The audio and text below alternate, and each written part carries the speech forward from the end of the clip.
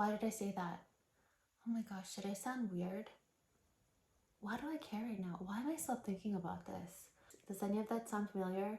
You're not alone. I think a lot of deep feeling neurodivergent people tend to spiral out like that after social situations. At least I know I do. And I wanted to talk through some of these deep feeler neurodivergent spirals. I don't want to put a specific label on it. And a few things that I've realized that have helped me not stop them altogether, but short circuit how long it takes me to go through them. So I actually have my laptop here. I'm just referencing my notes so I don't lose track. I broke it down into 5 parts so it's easier to follow. So here we go. Part 1 is the spiral. So for me, as I mentioned, I'm going to talk specifically about the spiral that comes after social events sometimes, not always, but a lot of times after social things. There's other reasons that we spiral, but I'm focusing on social things for me right now. And I replay the conversation. I think about awkward moments, or like if our hangout wasn't as fun as it was some other time, or we didn't have as deep of a conversation. I kind of just start spiraling like, okay, are we not really friends anymore? Do they not like me anymore? Was I not as fun? Like, did I say something wrong? Are they mad at me? Like, I just start spiraling like that. And then turns into another thing I'm spiraling about, which is like the self-blame, like shame spiral of like, dang it, why am I like this? And then that turns into its own little spiral. So many different types of spirals that deep feeling neurodivergent people of all types get into. I'm sure you understand that. So that's like the spiral that I'm talking about in general.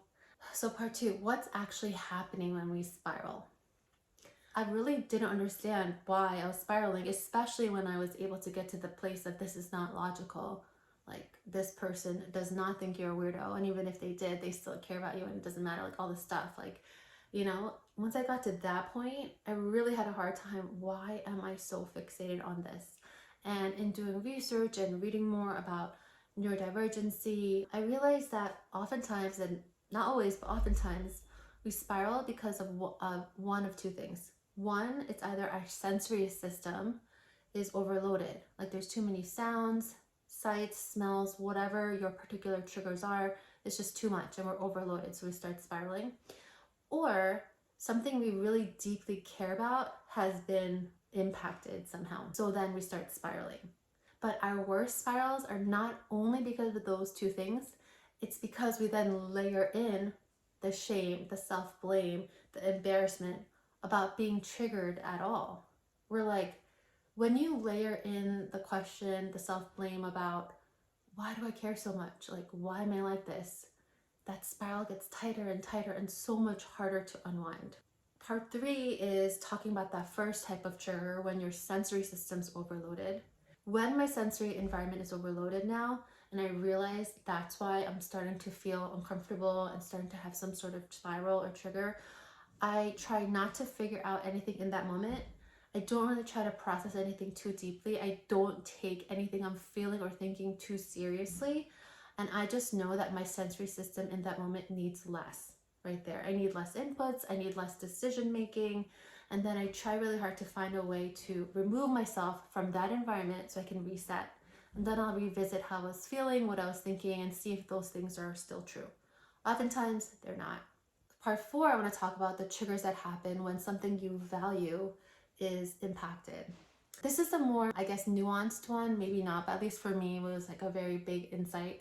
And I'm excited to share about it because it's helped me so much, is that when you start feeling triggered and you can manage the sensory environment pretty well, but you're still starting to feel uncomfortable about something's triggered, that is a sign that a value is being impacted.